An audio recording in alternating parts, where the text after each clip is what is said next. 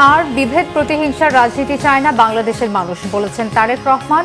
তরুণদের প্রথম ভোট ধানের শীষে দেওয়ার আহ্বান। নতুন বাংলাদেশের ইশতেহার ঘোষণার জন্য এনসিপির সমাবেশ কেন্দ্রীয় শহীদ মিনারে। বাংলাদেশকে নতুনভাবে নির্মাণের বার্তা দিতে চায় দলটি।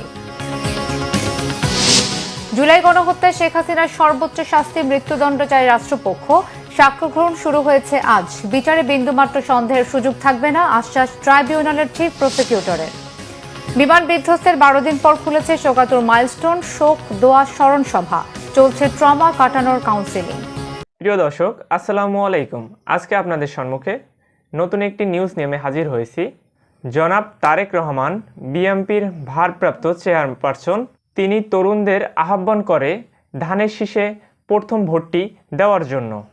বিএনপির আজকে সমাবেশে তারেক রহমান এবং কেন্দ্রীয় পর্যায়ের নেতাবৃন্দরা বক্তব্য রাখেন। চলুন আমরা শুনে আসি। জুলাইয়ের ঘোষণাপত্র প্রকাশ করে তারা নতুন বাংলাদেশ করার আহ্বান জানাচ্ছে। তারুণ্যের প্রথম ভোট ধানের শীষের জন্য হোক, তরুণ ও নতুন ভোটারদের প্রতি এই আহ্বান জানিয়েছেন বিএনপির ভারপ্রাপ্ত চেয়ারম্যান তারেক রহমান। জাতীয়তাবাদী ছাত্রদলের সমাবেশে তারেক রহমান বলেন, নবীন প্রবীণের সমন্বয়ে মায়ের চোখের বাংলাদেশ গড়ে তুলতে চায় বিএনপি। তরুণরা যাতে কর্মসংস্থান নিয়ে হতাশায় না ভোগে, সেজন্য বিএনপি বিশাল পরিকল্পনা করছে বলেও জানান তারেক রহমান। শিক্ষার্থী প্রিয় ভাই বোনেরা, ছাত্র দলের প্রিয় ভাই বোনেরা, মন দিয়ে শোনো কি আহ্বান আমি জানাতে চাই। তারপরে আমার এই আহ্বানের কথা ছড়িয়ে দাও তোমাদের সকল শিক্ষার্থী, সারা সমগ্র বাংলাদেশে ছড়িয়ে ছিটিয়ে থাকা সকল শিক্ষার্থী, সকল আগামীর বাংলাদেশ ভবিষ্যৎ প্রজন্মের কাছে যারা নতুন ভোটার, তাদের সকলের কাছে আমার এই আহ্বান ছড়িয়ে দিবে।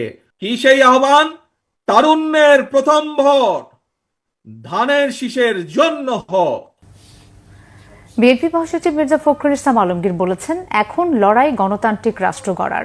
গোটা দেশের মানুষ তাকিয়ে আছে ফেব্রুয়ারির নির্বাচনের অপেক্ষায়। তারেক রহমান দেশে ফিরে দলকে নেতৃত্ব দেবেন। সমাবেশে সাবেক ছাত্রদল নেতারা জানান, দেশের মানুষের চাওয়া একটাই, সুষ্ঠু নির্বাচন।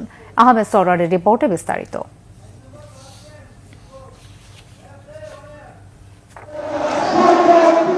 গণঅভ্যুত্থানের বর্ষপূর্তি উপলক্ষে মাসব্যাপী কর্মসূচির অংশ হিসেবে রবিবার শাহবাগে সমাবেশ করে জাতীয়তাবাদী ছাত্রদল। প্রতিকূল আবহাওয়া উপেক্ষা করেই বেলা 2টার আগেই ছাত্রদল নেতাকর্মীদের পদভারে মুখরিত হয়ে ওঠে শাহবাগ চত্বর ও এর আশপাশের এলাকা। বিএনপি মহাসচিব মির্জা ফখরুল ইসলাম আলমগীর সহ কেন্দ্রীয় নেতারা যখন মঞ্চে আসেন, তখন পুরো শাহবাগ এলাকা লোকে লোকারণ্য। সমাবেশে বিএনপি মহাসচিব মির্জা ফখরুল ইসলাম আলমগীর বলেন, হাসিনার পতনের মধ্য দিয়ে নতুন সূর্য উঠেছে, স্বপ্ন দেখাচ্ছে নতুন করে দেশকে তৈরি করার। তিনি বলেন, দেশের হাল ধরতে হবে ছাত্র তরুণদের। আজকে আমাদেরকে ঐক্যবদ্ধ থাকতে হবে। অনেক চেষ্টা করা হচ্ছে বাংলাদেশে বিভক্তি সৃষ্টি করবার। আমাদের পাশের দেশে ভারতবর্ষে ফ্যাসিস্ট হাসিনা আশ্রয় নিয়েছে, তার লোক পড়েনি। সেখান থেকে সে মাঝে মাঝেই হুমকি দিচ্ছে যে তারা বাংলাদেশে আক্রমণ করবে। তা শুধু তাই নয়, এখানে তারা বিভিন্নভাবে গোলযোগ সৃষ্টি করার চেষ্টা করছে। আজকের এই সমাবেশ থেকে আমাদেরকে শপথ নিতে হবে যে আমরা কোনোদিনই আমরা এই ফ্যাসিস্ট হাসিনাকে আর এই দেশে রাজনীতি করার কোনো সুযোগ দিব না। শপথ নিতে হবে যে আমরা কারো কাছে কোনো মাথা নত করবো না। আমরা আমাদের দেশকে আমরা নিজেরাই স্বয়ংসম্পূর্ণ হয়ে গড়ে তুলব। আমাদের সামনে এখন লড়াই যে বাংলাদেশে একটা গণতান্ত্রিক রাষ্ট্র প্রতিষ্ঠা করা। সমাবেশে সাবেক ছাত্রদল ও বিএনপি নেতারা বলেন, ছাত্র জনতার গণ অভ্যুত্থান কারো একার কৃতিত্ব নয়, এর কৃতিত্ব সবার। জুলাই বলে দিয়েছে, এই বাংলাদেশে ছাত্রলীগের মতো হেলমেট বাহিনী রাজনীতি থাকতে পারে না।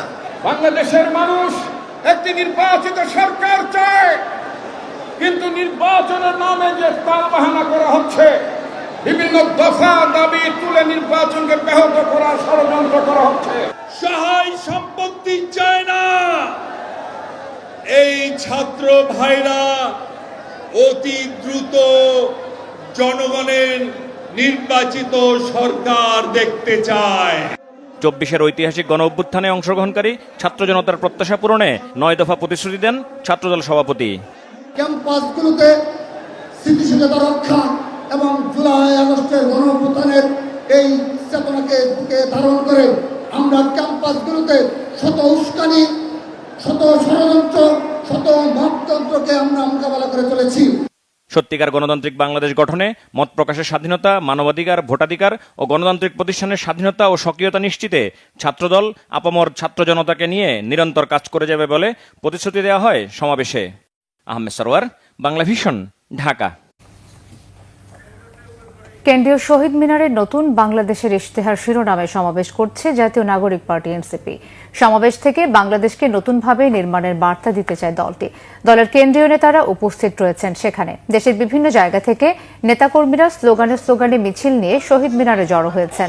রয়েছেন জুলাই গণঅভ্যুত্থানের শহীদদের পরিবারের সদস্যরা আর আহতরাও।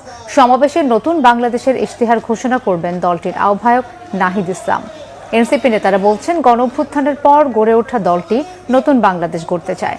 নতুন বাংলাদেশকে কিভাবে দেখতে চায়, বাংলাদেশের জন্য কি কি পরিকল্পনা নিতে চায়, কিভাবে দেশের শিক্ষা, স্বাস্থ্য, প্রতিরক্ষা সহ সবগুলো খাতে পরিবর্তনের মাধ্যমে দেশকে পরিবর্তন করতে চায়, তার রূপরেখা থাকবে ইশতেহারে। এনসিপির মতে নতুন বাংলাদেশের ইশতেহার মানে দেশকে গড়ার নতুন রূপরেখা।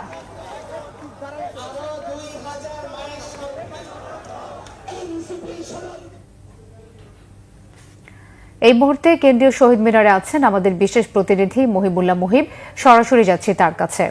মুহিব, এনসিপির সমাবেশে উপস্থিতি কেমন দেখছেন, আর ইশতেহার ঘোষণা কোন পর্যায়ে? এখান থেকে এক দফা আন্দোলন ঘোষণা করেছিল এই সংগঠনের, সেই মন্ত্রী মূলত সেই কেন্দ্রীয় শহীদ মিনারই আজকের এই সমাবেশ। এবং যদিও এনসিপির জানানো হচ্ছে যে নতুন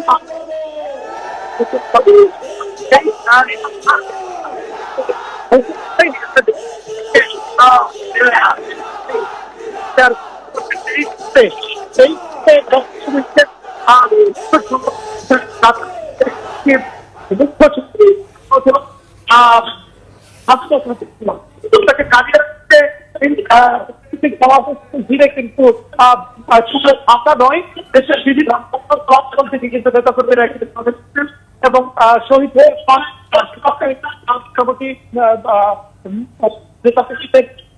উপস্থিতিতে পুরো এলাকা পুরো যে কিন্তু পড়ে গেছে এবং আশেপাশে অনেক নেতা কর্মীদের অবস্থান দেখেছি। তবে তারা যদি বলছে নতুন বাংলাদেশ থেকে আবার তো যদি আবারও আরেকবার বিপ্লব ঘটাতে হয়, সেটির জন্য তারা প্রস্তুত রয়েছে। তবে কোনোভাবেই বাংলাদেশকে। আপনাকে ধন্যবাদ। কেন্দ্রীয় শহীদ মিনার থেকে জানাচ্ছিলেন মুহিবুল্লাহ মুহিব। জুলাই আগস্টের গণঅভ্যুত্থানে সংগঠিত মানবতা বিরোধী অপরাধের মামলায় সাবেক প্রধানমন্ত্রী শেখ হাসিনা ও সাবেক স্বরাষ্ট্রমন্ত্রী আসাদুজ্জামান খান কামাল সহ ৩ জনের বিরুদ্ধে সাক্ষ্য গ্রহণ শুরু হয়েছে আজ। আদালতে সাক্ষ্য দিয়েছেন খোকন চন্দ্র বর্মন। ট্রাইব্যুনালে সোমবার পর্যন্ত মুলতবি ঘোষণা করেছে। আন্তর্জাতিক অপরাধ ট্রাইব্যুনালের চিফ প্রসিকিউটর মোহাম্মদ তাজুল ইসলাম বলেছেন, শেখ হাসিনার বিরুদ্ধে জুলাই আন্দোলন দমনে অপরাধের প্রমাণ এতটাই স্পষ্ট ও শক্তিশালী যে বিচারে বিন্দুমাত্র সন্দেহের কোনো সুযোগ থাকবে না। এর আগে আর রাষ্ট্রের প্রধান আইন কর্মকর্তা অ্যাটর্নি জেনারেল মোহাম্মদ আসাদুজ্জামান ইতিহাসের নির্মম হত্যাযজ্ঞের জন্য শেখ হাসিনা সহ অপরাধীদের সর্বোচ্চ শাস্তির দাবি করেছেন।